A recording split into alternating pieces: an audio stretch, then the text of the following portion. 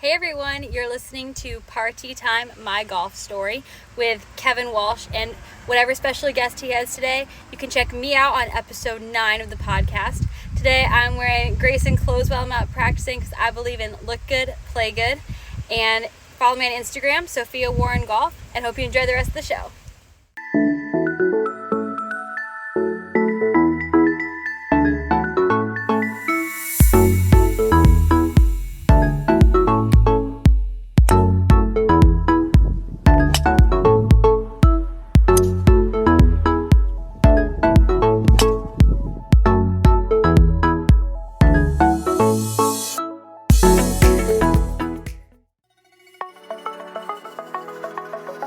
It's Party Time, My Golf Story, brought to you by Party Drinks. Classically designed golf drinks for golfers by golfers. And the golf real estate pros Gene Walsh and Vince Visicaro. For your Southwest Florida real estate needs, check them out at suncoastdreams.com. Now here's your host, Kevin Walsh.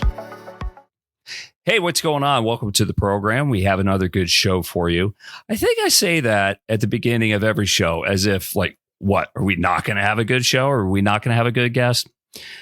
This time I really mean it because our guest is John Reilly. He is the author of a book called A Will to Win, which features a story about amateur golf great Big Bill Hyman III. Big Bill Hyman III played golf at Huntington Valley Country Club and at one time was really considered by many to be the second coming of Bobby Jones. He is a fascinating man. We had his grandson, King Hyman, William Hyman V, the CEO of the First Tee of Greater Philadelphia, as a guest on last week. And this week, we're going to have the author of the book, John Reilly. So I can't wait to get into that. Before we get into the details with John Reilly, just a couple business updates and also a favor that I want to ask you. Would you please subscribe to the podcast? An update on the business of that. We now have 3,350 subscribers, and we have more than 126,000 views, primarily on YouTube, but also other listening platforms like Spotify, Apple, wherever you can get a podcast. So thank you for that. But please, if you've done it already, thank you very much for that. If you haven't done it yet, please do it because it goes a long way with the bean counters at all those different platforms because they watch and they want to know how things are going. Things are going great. Really appreciate that. Big thanks to our title sponsor, Party Drinks. If you're looking for a good drink alternative on the golf course, if you're tired of beers or seltzers or other things that are named after the time of day, and we all know who I'm talking about there, try Party. For golfers, by golfers, smooth taste. It makes all the difference. I think you'll be really happy. And if one of your dreams is to live in Southwest Florida, golfing paradise, then there's nobody better than the golf real estate pros, Vince Visicaro and Gene Walsh from suncoastdreams.com. You can get in touch with them by calling 941-220-4000, and all their information will be scrolling across the bottom of your screen throughout different times of the podcast. All right, let's bring our guest on, John Reilly. John, I've been looking forward to this for a long time because, and I almost can't believe that based on our Delaware roots and our Philadelphia golf roots, our paths haven't crossed, but now's as good a time as any. How you doing, my friend? I'm doing great, Kevin. Great to be with you. Tell me exactly, where are you joining us from? I'm joining you from my home in Wilmington, Delaware, about 9 minutes from Wilmington Country Club, where Bill Hyman, who's our subject tonight, played quite often, including in an exhibition in 1966 with Arnold Palmer and Jack Nicklaus. So the golf courses that I've been involved with over the years are all just a few minutes away.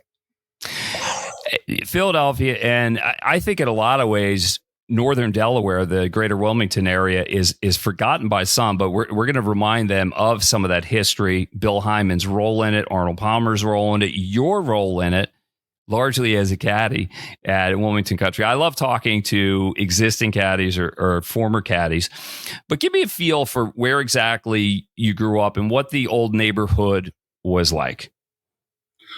Well, I actually grew up on the east side of Wilmington, on Pine Street. I guess you'd consider it the other side of the tracks. And lived in a little 900 square foot house with my 8 brothers and sisters, mother and father and grandmother, with one bathroom on the first floor next to the dining room. Holy smokes. Back that up. I didn't know this part of it. What was that like? It was pretty crazy. Almost all the time it was pretty crazy. But what did we know, right? I mean, to us, it was normal.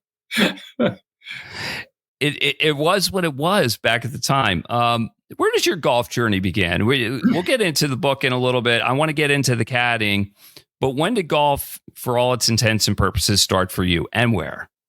Well, my father was a pretty good amateur golfer. He actually he also grew up in Wilmington, not far from the old Wilmington Country Club, which was the first club and course in Delaware. And he started caddying there as a boy, and he played on the golf team with Porky Oliver.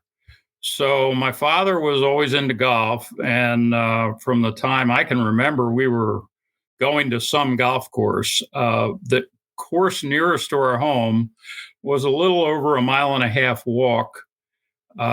Today, you'd have to cross Wilmington and then cross I-95, which was not there at the time. And that course was Rock Manor. And it was a great little center of the best golf in Delaware. A lot of great old players who all came up with Oliver, and they worshipped him and talked about him all the time and told Porky stories. They called him Snowball. That was his nickname as a boy. They never called him Porky. And I kind of grew up in the middle of that. I played I carried clubs. Of course, the caddy fee was $2.75. Usually, if you were okay, they gave you $3. And gosh, I guess I played my first round of golf when I was 11 on caddy day at Rock Manor. And what was that like? Were you instantly hooked, or did it take some time for it to grow on you? At the time, I loved baseball. In fact, I actually played on a state championship baseball team in the Little League, and we lost our last game before it would have taken us to Williamsport. We lost against Virginia. I think we'd beaten West Virginia the game before, lost to Virginia. And had we won that game, we would have gone to Williamsport for the national championship. And I just love baseball. But all of a sudden, I started to realize about the 8th grade that I was way outclassed. My brother, who just was so passionate about golf, it's all he thought about. He was over 1.5 years older than me. And I just started following along with him, plus with caddying. The next thing I know, I got hooked on golf. Tell me about the caddying. I think in a lot of ways, I became a man faster than most other kids my age. I started caddying at Huntington Valley when I was 12 years old. My contemporaries were my age. They were teenagers, but they were grown men. And sometimes being young adolescents around grown men that are not your father or your father's friends, they're not as protective of you with the language and their behavior. So I saw such things as alcohol, drugs, heard foul language. And to me, it was interesting. I'm thankful for the time, even though it worried me at the time. I wasn't so worried that I wouldn't show up. What was your experience like? It's kind of like welcome to the Army barracks, really. My first caddying experience at Rock Manor was, wow. There were a couple of characters from the inner city, and one of them, believe it or not, his name was John Reilly, spelt the same way. And he let me know when I first got there. He was like 17 and I was 11. He was the boss and he ran things. He actually caddied for a guy who with his partner, beat Heineman in the Anderson Cup one year.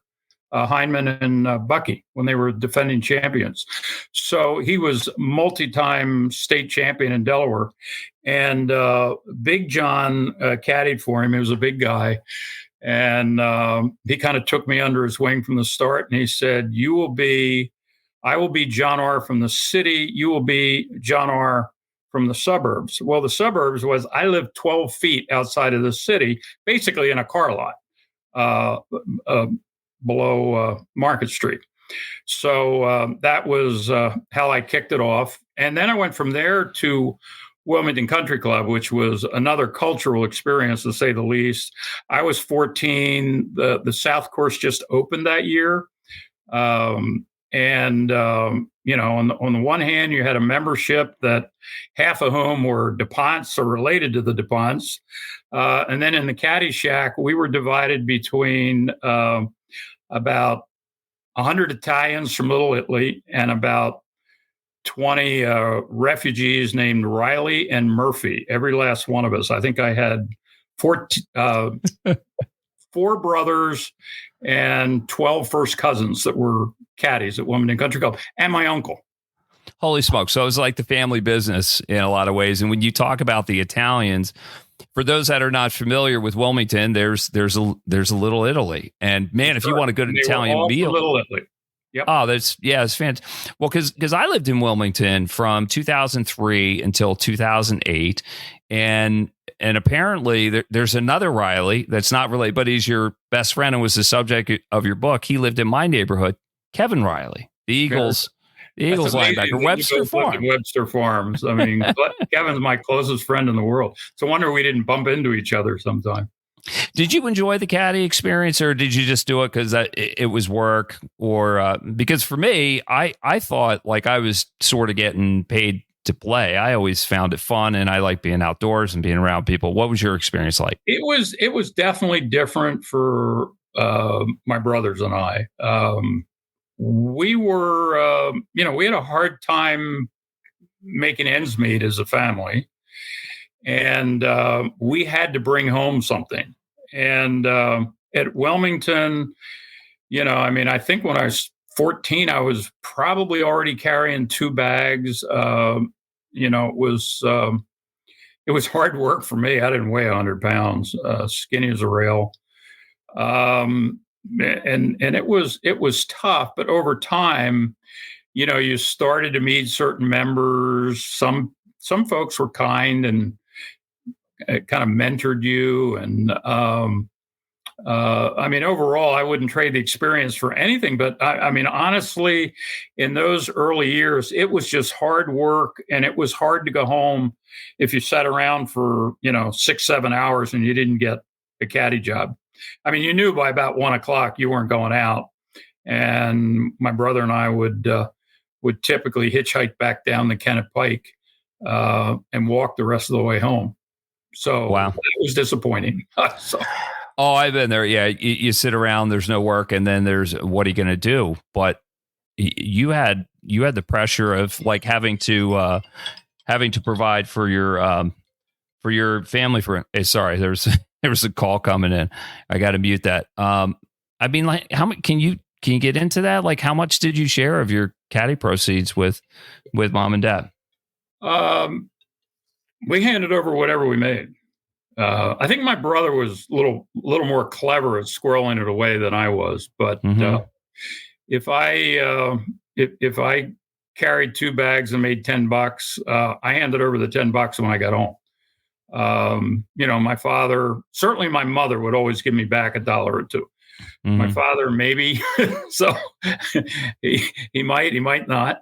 That was the drill. I mean, it was just all of us worked. We worked from the time we were little kids.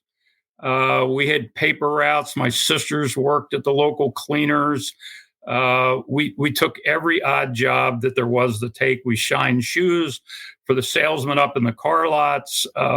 It made no difference. You just did it to try to come home with a buck. Our guest is John Reilly. He is the author of A Will to Win. He has written 4 different books. He's worked for 4 Delaware governors. He is a golf historian in the Philadelphia and also the Delaware area. John, when did you start getting good at golf to where you're like, there might be a future for me competitively? Well, I think I got the golf bug by the time I was probably 13. I mean, my first tournament was a pretty big disappointment. It was the Delaware State Championship, and they had like 7 or 8 flights. I was the high qualifier with 137, I think I shot. I actually played my cousin, a fellow caddy who was a year older, in the first match, and I lost to my cousin 10-8. That was my first golf experience. I think I cried afterwards, and but I have to tell you that it kind of motivated me. It was kind of like, well, I'm never going to let that happen again. And I kind of climbed the ladder over the next couple of years. And by the time I was 14, I was shooting around 80.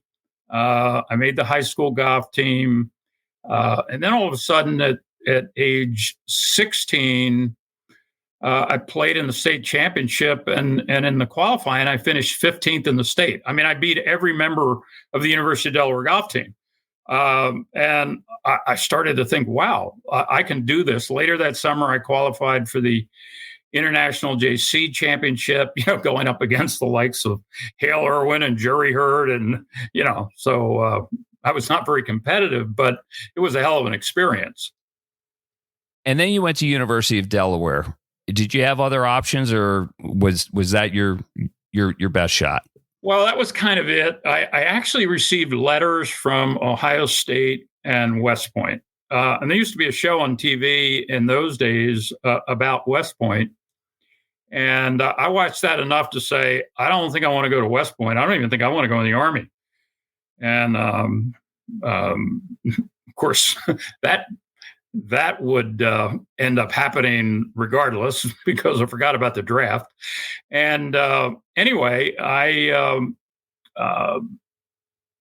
didn't even know what to do with it when I got those letters. I had no idea. But I was pretty well, it was expected I was going to go to work after high school.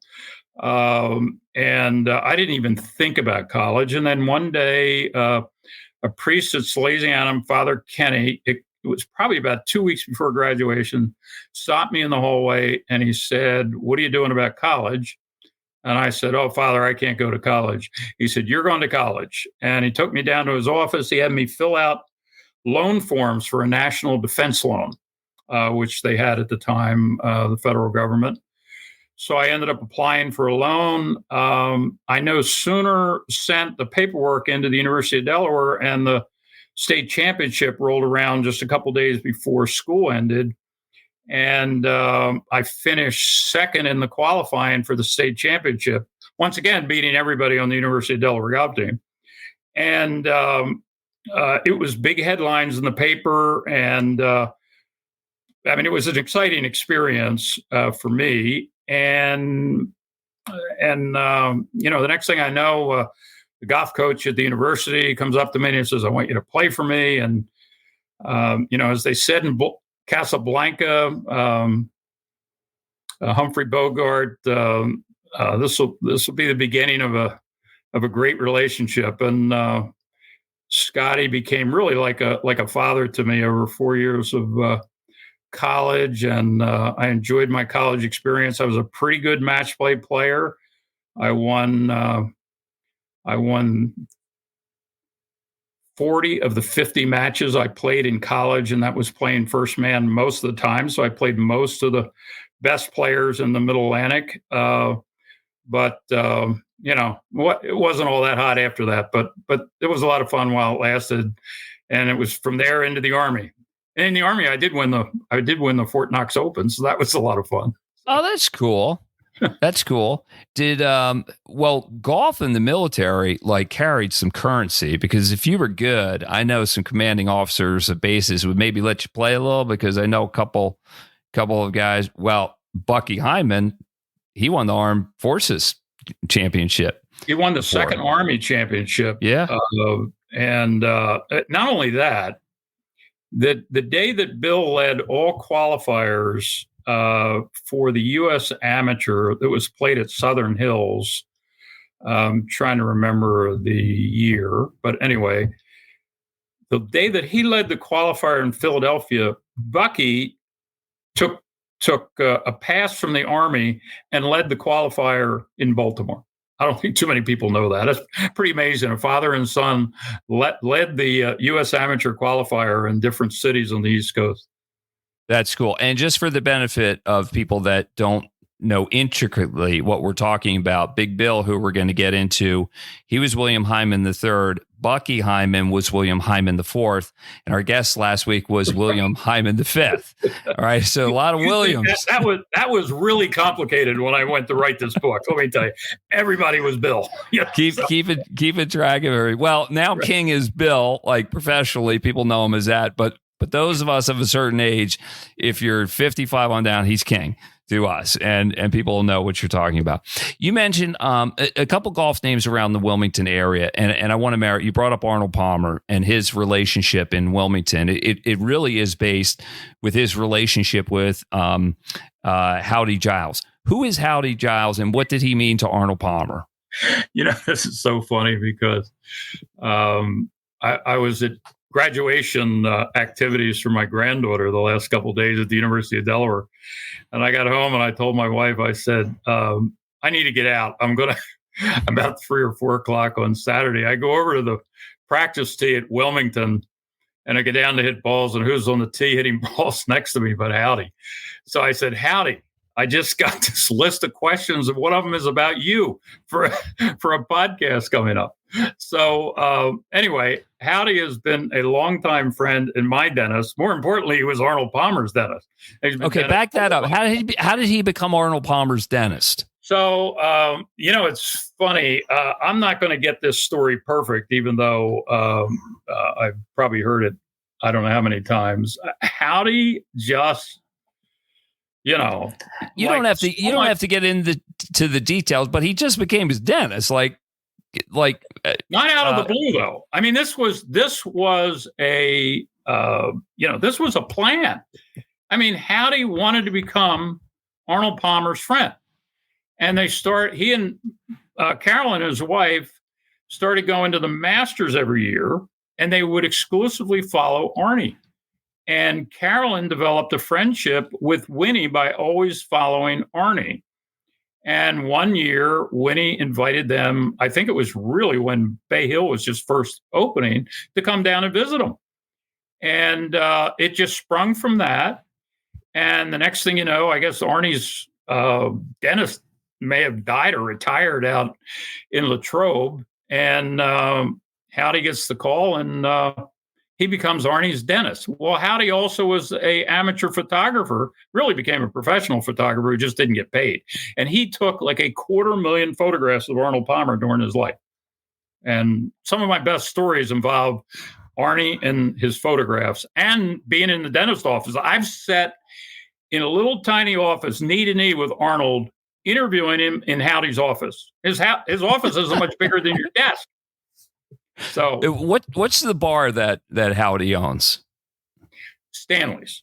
Right across. That's another funny story about Howdy too and Arnie, but because anyway. all of the Arnold pictures are in there. Like I've gone in there for wings and beer, and there are all these Arnold pictures, and then somebody explained the relationship between Howdy and Arnold Palmer. One day I was interviewing Arnie for an upcoming event that we had. I forget what pro we were having come in that year, but I was interviewing Arnie, and Howdy kept sticking his head in the office and saying, Arnie, we're going over to Pine Valley for lunch. And Arnie was just moaning and groaning. He says, Howdy, I don't want to go to Pine Valley. It's too far. I want to go to Stanley's. Let's go over and get a cheesesteak. No, Howdy had the whole club lined up to meet Arnold Palmer. So he was sweating bullets as Arnie was thinking about pulling out from going to Stanley's. But I actually have a photograph with Arnie outside of Stanley. That's funny. Turning down an opportunity to play Pine Valley for a cheesesteak at Stanley's. Who knew? Hey, when you need a cheesesteak, you just got whatever it takes. You got to. Plus, I think Arnold could go play Pine Valley whenever he wants. Although I've never turned down an invitation for Pine Valley. When you get it, I see. For everybody else, if you get the invitation, take it. It may not come again. Hey, let's get into the book, A Will to Win, Big Bill Hyman. How did you decide? How did it come about? What's the genesis behind it? So I had written a book about Porky Oliver, and I was invited by the folks that Tina Greger and the folks that are involved with Platt scholarship, the Caddy scholarship, to come up and J. do Wood an Platt event, scholarship. For the Platt Caddy scholarship at Huntington Valley. And another guy who was real interested in the book by the name of Buddy Aiken, who's also been helpful on the Hyman book. So anyway, they wanted to do an event, and they wanted to do it at Huntington Valley. So off to Huntington Valley I went to do a talk about Oliver and the book, and to sign books. And anyway, up comes to me after the book event a fellow I didn't recognize, but he reintroduced himself to me. And here he played on the golf team with me 50 years ago, Bill Weimer, who you may remember as Wig from Huntington Valley. Yep. And so we got reacquainted. A couple days later, he called me and he said, "Hey, what would you think about doing a book on Bill Hyman's life?" And I said, ironically, I played a round of golf with Bill Hyman in 1975, and it was absolutely memorable. I haven't forgotten anything about it. Tell me about that, because it was not expected. He kind of crashed your solo practice round. I ran at the time. I was working for Xerox. I was a salesman. I had run out after work. It always seemed to be impossible to get out, especially if you were trying to get to a golf course. And I get out there. I think it was about 5:00. I was hoping to get a full practice round in on the South course. I mean, obviously I was very familiar with the course because I caddied on it as a boy, but I wouldn't become a member for another 15 years. So it wasn't like I played it all the time. I was teeing the ball up. There were a number of people around, and all of a sudden a voice came from behind and said, "Hey, son, can I join you?" And I turned around, and I mean, I knew what it was immediately. I mean, who didn't know Bill Hyman, from this area back in those days? And I said, "Sure, Mr. Hyman." And it was kind of late, so it was getting dark out. So we ended up only getting in 14 holes, but I'll just never forget it. I mean, that expression, I've heard Dick Vermeil use it a lot. I forget who originated it, but people will forget what you said, but people will never forget how you made them feel. I mean, Bill Hyman made me feel like I was somebody special. I was nobody. I mean, I couldn't carry his shoes to the locker room, and the guy was so good to me, and I just never forgot it. And we had some moments, that actually impacted, that we talked about that night during the round, that impacted his round the next day. And that's the story that I tell in the prologue. Well, and the fact that he called you son, he called everybody son. He called me son, and I talked with King about that last week, and he said it was just a term of endearment. And King's father, Bucky, called everybody pal. But Mr. Hyman that's what I called him. I never called him Big Bill. I called him Mr. Hyman. And he's like, "Hey, Kevin, how you doing, son? How's your game, son?" It didn't matter how old you were. You were son to him. He was older than most. He was taller than most. So he just had sort of that authority. And it was, he made you feel warm. Tell me this. John Reilly is our guest here on It's Party Time, My Golf Story. He's the author of 4 books. A Will to Win is coming out in June. You can pre-order it. Scrolling across the bottom is A Will to Win, so you can order. The link is right there. For those that are not familiar with how good Bill Hyman III was, put it in perspective for me. Well, I guess one of the first things that occurs to me, and I found a little shocking, because in the time that I grew up, certainly I knew Bill Hyman. My father used to say it all the time. He'd say, "Bill Hyman is the greatest golfer in Philadelphia, pro or amateur, period," all the time. And so I knew who he was, but I didn't know on a grand scale how great Bill Hyman was. And I start researching the book, and at the 1958 World Amateur Team Championship, his teammates are Charlie Coe and Billy Joe Patton. Well, Charlie Coe and Billy Joe Patton, they weren't just maybe the two best amateurs in the world at that time. They were two of the best golfers in the world at that time. Those two guys both finished second in the Masters.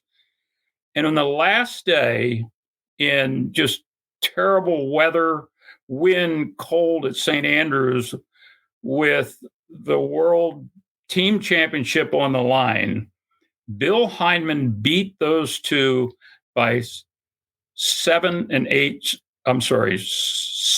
and 7 strokes, respectively, during that round. Two just superior players that could play with anybody in the world. And that's how great he was on that particular day. So he could do a lot. And he ended up in that championship with all the players from around the world tying for first with Bruce Devlin, who, by the way, at that time was a plumber's assistant from Australia, 21 years old. And Bill was by far the oldest guy almost all the time in every event. I mean, he was already 42 at that World Cup. But that's just the beginning. Obviously, there's kind of like the data. I mean, he played on 5 Walker Cup teams. He played in 9 Masters, invited to 11, qualified for 9 U.S. Opens. But his rankings were incredible. Bill Hyman and Jay Siegel are the 2 most ranked amateurs in the history of the rankings of Golf Digest. They were ranked in the top 10. Hyman, counting senior and both in his senior career and in his regular playing career as an amateur, and he was also ranked, by the way, I think the only one who was ranked as both a senior and as in the regular amateur rankings against everybody else.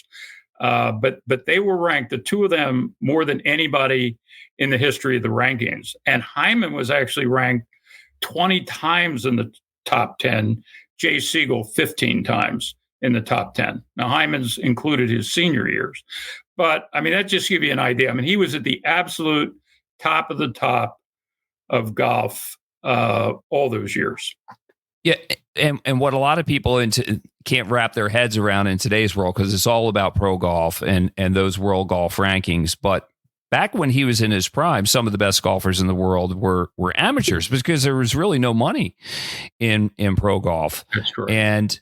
And he was very successful in his professional life with insurance. How did golf help that along? Because he's not the only one. I mean, Jay Siegel did it too, and we could talk about others that had great success in business. The first 3 inducted into the Golf Association of Philadelphia Hall of Fame, Hyman, Siegel, and Platt, all sold insurance. So, and I actually make the point somewhere in the book where Hyman, I think may have, another senior player who I believe may have beaten him for the national championship was also selling insurance. And I made the point that a really good idea, if you wanted to be good at golf, was sell insurance. But it meant the world to him. He was, during World War II, he was working for a defense contractor. Prior to that, he was a cement salesman. He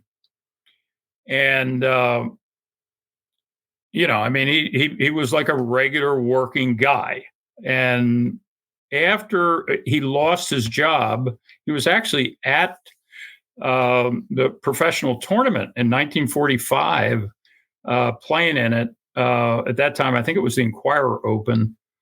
And a friend came up to him and said, you ought to be selling insurance.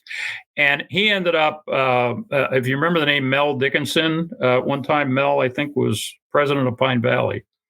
He had an insurance agency, and Bill went to see him. They hired him right away, and he started playing golf with clients.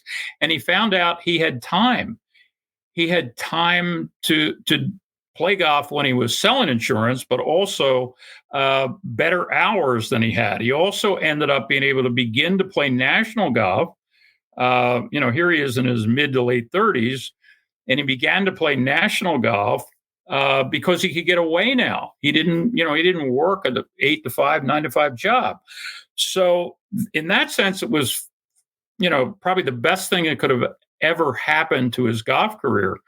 On the other hand, it was great for the business because he was Billy Hyman. Jackie Burke was in town one time in Philadelphia being interviewed, and he started talking about Billy Hyman.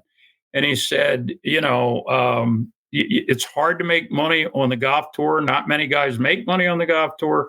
He said, take your own Billy Hyman. Look what a great, life. Look what a great career he has. And he gets to play golf. And people, when they decide they want to order insurance, they want to order insurance from Billy Hyman. And this was Jackie Burke telling the story as to why Billy Hyman had it better than him on the golf tour. He sure did. I'll never forget an interview that I saw with Jay Siegel one time where the reporter was a little bit naive and just said, do you ever miss the opportunity? Why didn't you go to the PGA Tour? Because you could have made all this money. And Jay kind of said, well, I'm not sure that I would have made more money playing golf than I did selling insurance. She didn't know what the rest of us knew was a lot of deals were done on the golf course, or that was the strengthening of a social relationship, which led to the deal down the road. Yeah, no, definitely. And Bill had he developed some phenomenal relationships. I mean, clients were Steve Wynn in the casinos from Las Vegas. Robert Irsay, the owner of the Baltimore Colts, Leonard Toews from the Philadelphia Eagles and his trucking company. I mean, he had some great clients. He had a great business. And of course, it opened all sorts of doors for him. He ended up with memberships at, fantastic golf clubs. He was a member of Squires in Philadelphia. He was a member at Shadow Creek in Las Vegas. He was a member at Adios down in Florida. I mean, people wanted to play golf with Bill Hyman, and he was a lot of fun. Obviously he liked to play for a little bit of money when he went out. He was full of game all the time. He liked the action. We're going to get into that and when it maybe got him in a little bit of trouble. But you mentioned the wins. I do remember, I got a story for you. So King and I, like when Big Bill and Bucky were working on that deal with the Winds to build the Mirage and ultimately Shadow Creek in Las Vegas, was it Ken or Steve? Because they're identical twins. I'd confuse them. It was Steve. Okay, well, let's just say it was Steve. He was the one that, I was most familiar with. Yeah. Well, when the deal was done, I think they were so appreciative of what the Hymans did for them. They offered to bring King and I and some of our friends who they knew were competitive college golfers out to Las Vegas for a summer, put us up as bellhops at the Mirage, which was the top casino in Vegas at the time. And we were going to have full run of Shadow Creek for practicing. And King's like, well, you want to do it? I'm like, I said, my dad will never let me do it. I was still under his roof. And 30 years later, I'm telling my dad the story. We had this opportunity. He's like, that sounds great. Why didn't you do that? Said I called King and I told him the story. I said, King, you're not going to believe this. I finally told my dad the story, the opportunity that we had. Like King wouldn't go because I wouldn't go. And King says, it's probably best we didn't go. Can you imagine the trouble that 4 or 5 college kids would get in Las Vegas for a summer? Good thing that ship sailed.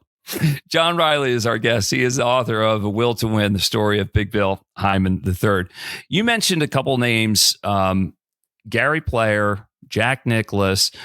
I want to talk about the Northeast Amateur because he mowed through some names that everybody will recognize at an age which will just blow people away based on how young his competitors were and how old he was. 1974. What happened? Wow. You bring that up. He was 58 at the time. So I think he was tied after the first day with Gary Koch. I think second was Curtis Strange. Also jammed at the top was George Burns, Jerry Pate. I mean, this is a lineup. I mean, it's like murderer's row of college golfers. And here's this old guy, right, who's just kind of clanking along. Well, Coke just takes over in the third round. He just goes out. He shoots 64. He beats, I mean, he's got it done, right? I mean, I think Hyman at that point was maybe sixth, 3 behind.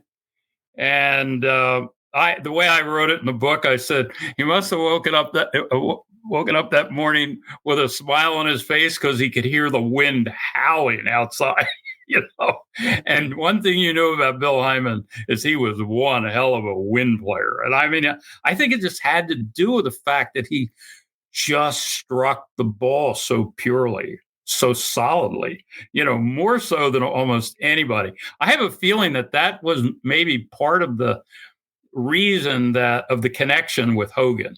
That my guess is that Hogan really appreciated how, pure he struck the golf ball.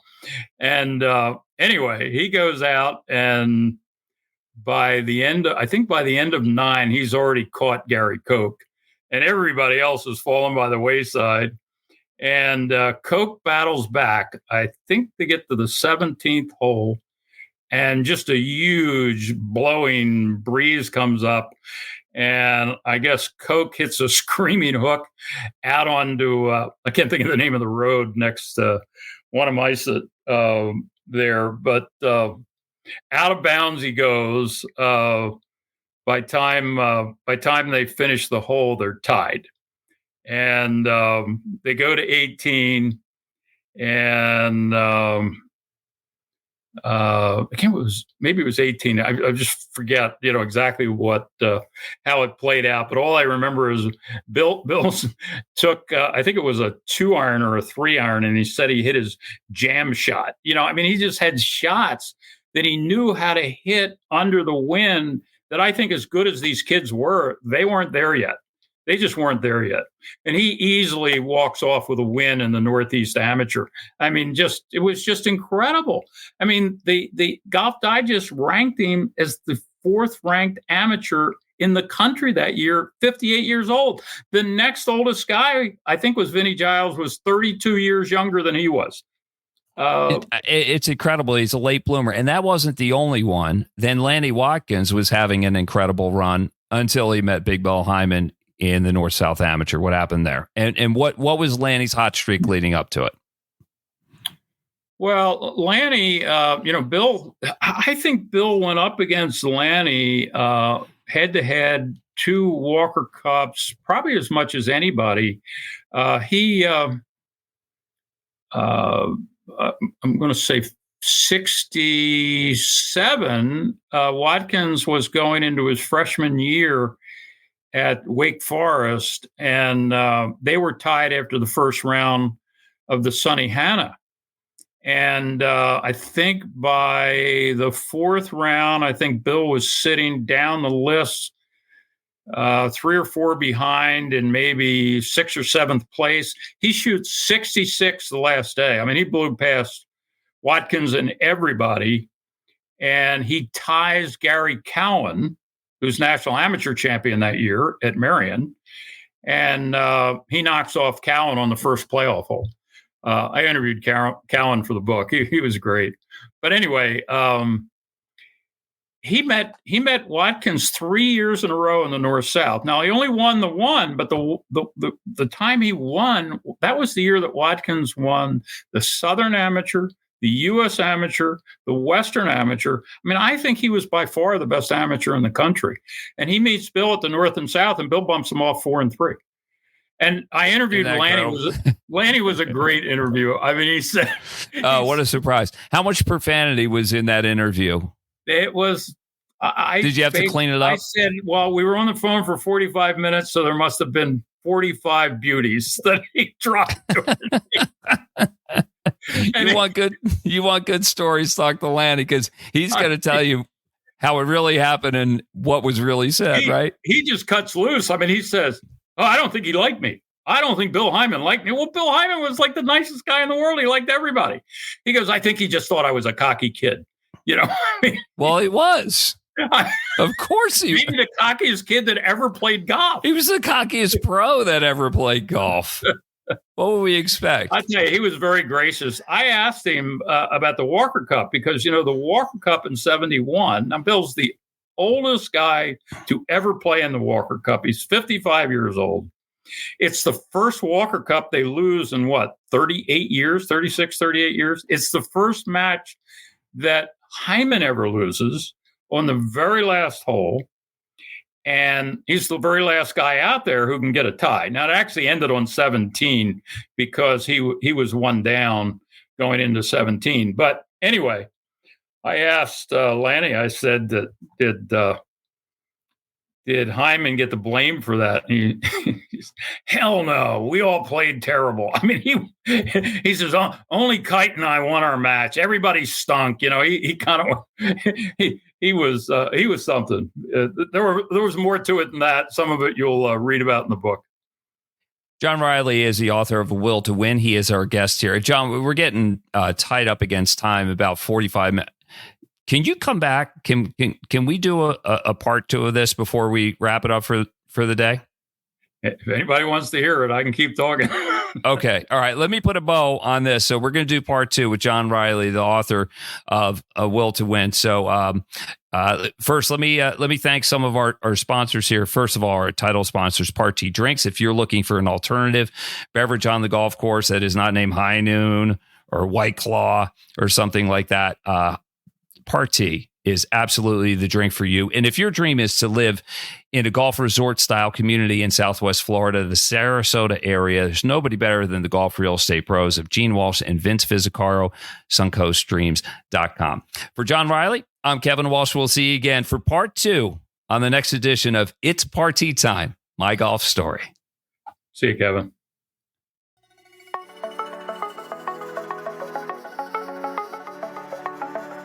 You've been listening to It's Party Time, My Golf Story, brought to you by Party Drinks.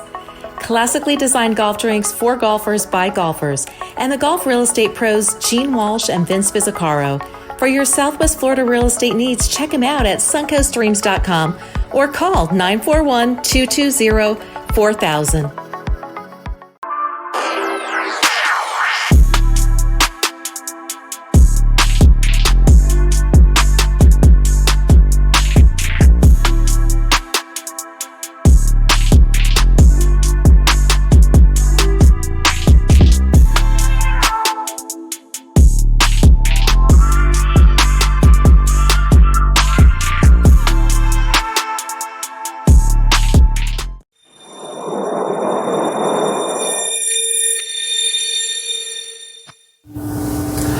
This is Vince Visicaro and Gene Walsh with the suncoastdreams.com real estate team at Fine Properties. We've helped hundreds of families find their dream homes in golf and resort communities in Lakewood Ranch, Bradenton, Sarasota, Parrish, Venice, and the surrounding areas.